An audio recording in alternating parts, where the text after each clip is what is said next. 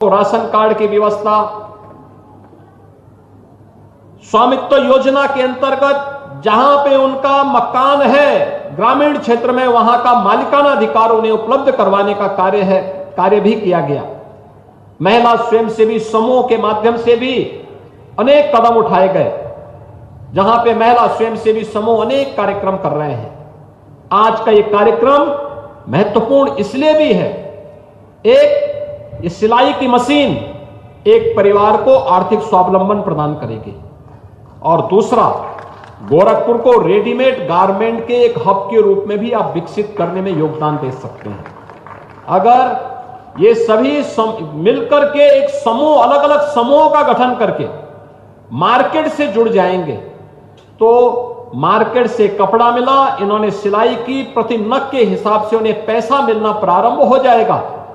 तो इस हिसाब से अगर आप देखेंगे तो हर महिला प्रतिदिन 500 से लेकर के 1000 रुपए आसानी से कमा सकती है एक ही मशीन से। लेकिन इसके लिए हमें और प्रयास करना होगा, समूह बनाना पड़ेगा, रेडीमेड गारमेंट के साथ मार्केट से जुड़ना पड़ेगा, और इस व्यवस्था के माध्यम से आप बड़ी संख्या में आधी आबादी के सशक्तिकरण और उनके स्वावलंबन का मार्ग प्रशस्त कर सकते हैं।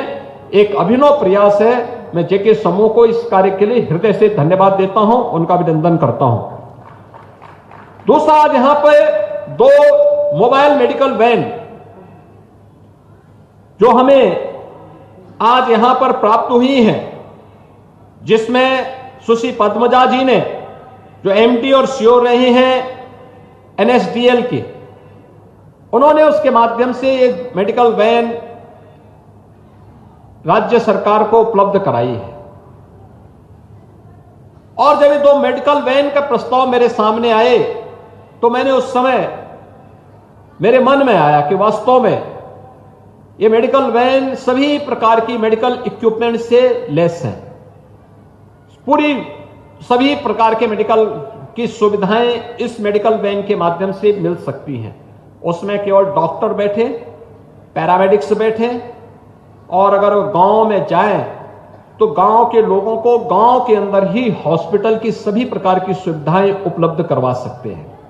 और इस दृष्टि से इसके लिए कहां इन मेडिकल वैन को उपलब्ध करवाना है, तो मुझे लगा कि पूर्वी उत्तर प्रदेश के 2 प्रमुख क्षेत्र, एक जिसमें वाराणसी के माध्यम से सेवा भारती पहले से वहां पर इस कार्यक्रम को कर रही है, और वहां पर इस कार्यक्रम के माध्यम से उन्होंने वाराणसी में मुसहर जनजाति से जुड़े हुए लोगों के लिए चंदौली के नौगढ़ के माध्यम से जितने भी जनजातीय समूह हैं उनके बीच में जाकर के सेवा के एक बड़े प्रकल्प को आगे बढ़ाया है। और वहां के सेवा भारती के अध्यक्ष श्री राहुल सिंह जी आज स्वयं भी यहां पर आए हैं। वहां के जिला प्रशासन के माध्यम से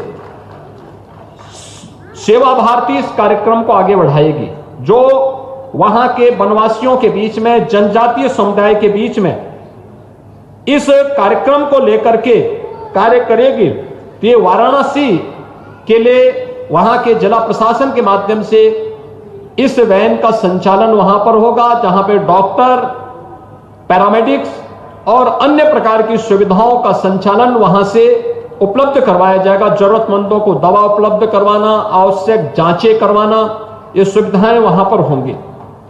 और दूसरा, गोरखपुर से प्रारंभ कराएंगे, जहां पे डॉक्टर, पैरामेडिक्स, दवा की व्यवस्था रहेगी, और दूर दराज के गांवों में,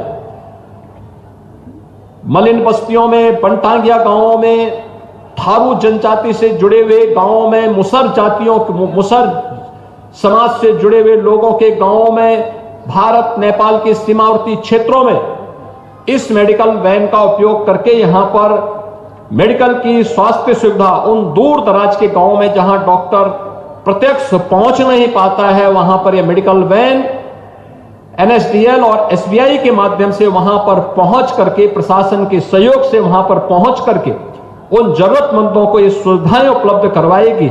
आज मैं इसके लिए सुश्री पद्मजा जी का और एसबीआई का हृदय से धन्यवाद करता हूं कि उन्होंने इस मेडिकल वैन को, जो हर प्रकार की सुविधा से लैस है, आज ये उत्तर प्रदेश शासन को उपलब्ध करवा करके करवा रही हैं। इसके लिए हजारों लोग इस सुविधा का लाभ ले पाएंगे और उन जरूरतमंदों तक जिन तक डॉक्टर कभी नहीं पहुंच पाया था, आज वहां पर यह मेडिकल वैन पहुंच करके उनको वहां पे स्वास्थ्य की सुविधा उपलब्ध करवाने का कार्य करेगी। इस विश्वास के साथ आज एक कार्यक्रम यहां पर संपन्न हो रहा है। ये दोनों बड़े महत्वपूर्ण कार्यक्रम हैं।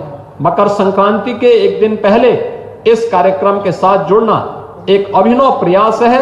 मैं इसके लिए इन दोनों समूहों को, NSDL को, SBI और JK समूह को एक बार फिर से हृदय से धन्यवाद देता हूं कि जरूरतमंदों की सेवा के लिए हम लोग अपने CSR के मत का बेहतर उपयोग करते हुए उनके स्वावलंबन के लिए, उनके सशक्तिकरण के लिए और उनकी जरूरतों को पूरा करने में अपना योगदान दे रहे हैं। इसके लिए मैं राज्य शासन की ओर से भी उनका हृदय से धन्यवाद देते हुए अभिनंदन करता हूं और आप सभी लाभार्थियों को जो यहां पे प्रत्यक्ष रूप से आत्म सिलाई मशीन प्राप्त कर रही हैं, इनको बधाई देता हूं, मकर संक्रांति की अपनी शुभकामना देता हूं और साथ साथ जिन्हें मेडिकल वैन की सुविधा प्राप्त होने वाली है उनको भी सभी को मैं अपनी मंगलमय शुभकामनाएं देता हूं कि उनको उनके घर में ही स्वास्थ्य की सुविधा इस प्रकार की मेडिकल वैन के माध्यम से हमें प्रदान करने में सहायता प्राप्त होगी। आज के इस अवसर पर एक बार फिर से मैं आप सबको मकर संक्रांति, लोहड़ी और जो भी पर्व और त्योहार इधर हमारे प्रारंभ हो रहे हैं, इन सब की अपनी शुभकामनाएं देता हूं और 22 जनवरी को अयोध्या में प्रभु राम के प्राण प्रतिष्ठा का भी एक भव्य आयोजन होने जा रहा है। आदरणीय प्रधानमंत्री जी के कर कमलों से 500 वर्षों के बाद यह अवसर हम सबके सामने आने जा रहा है। स्वाभाविक रूप से हर सनातन धर्मावलंबी, हर भारतवासी प्रफुल्लित है और प्रफुल्लित इसलिए है कि यह 500 वर्षों के बाद कई पीढ़ियों ने अपने आप को खपा दिया इस आंदोलन के साथ, इस अभियान के साथ, और आज वह अवसर हम सबको प्राप्त हो रहा है कि भव्य समारोह हम अपनी आंखों से देख पा रहे हैं। मैं इस अवसर पर आप सबको 22 जनवरी के प्राण प्रतिष्ठा समारोह की भी हृदय से अभी से बधाई देता हूं। हमारा दायित्व क्या होगा कि कल से स्वच्छता के कार्यक्रम, हमारा घर परिवार साफ सुथरा रहे, गांव साफ सुथरा रहे, मोहल्ला साफ सुथरा रहे। पहला काम, क्योंकि ईश्वर वहीं आते हैं जहां साफ सफाई रहेगी। दीपावली के पहले, पर्व और त्योहार के पहले हम अपने घर की लिपाई पुताई पोछा लगा के सब साफ सुथरा करके रखते हैं। तो सबसे पहला काम सफाई का, स्वच्छता का। दूसरा, भगवान के आगमन के पहले अखंड रामायण का पाठ हो, घर के परिवार के लोग आपस में ही राम नाम संकीर्तन का काम करें। परिवार के लोग ही आपस में बैठ करके कार्यक्रम कर सकते हैं, गांव के लोग मिलकर के देव मंदिर में भजन कीर्तन का कार्यक्रम कर सकते हैं। ये 16 से लेकर के 22 तक लगातार चले। 22 को जब अयोध्या का कार्यक्रम चल रहा हो, उसको हम लाइव देखें कैसे कार्यक्रम अयोध्या का हो रहा है। 500 वर्षों के बाद याद करिए कितनी पीढ़ियां खप गई। आपके पूर्वजों ने भी उसमें योगदान दिया होगा, किसी न किसी रूप में योगदान दिया होगा।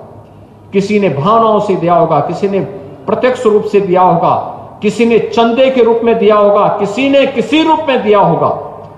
ये सभी का योगदान है और सामूहिक योगदान का परिणाम आज वहां पे हम सबको देखने को मिलेगा। हम उस कार्यक्रम को देखें और फिर जब कभी अयोध्या 22 के बाद अवसर मिले तो एक बार अयोध्या में प्रभु राम का दर्शन करके नए भारत का, नए उत्तर प्रदेश में नई अयोध्या और रामलला का दर्शन करने का सौभाग्य भी सबको प्राप्त हो।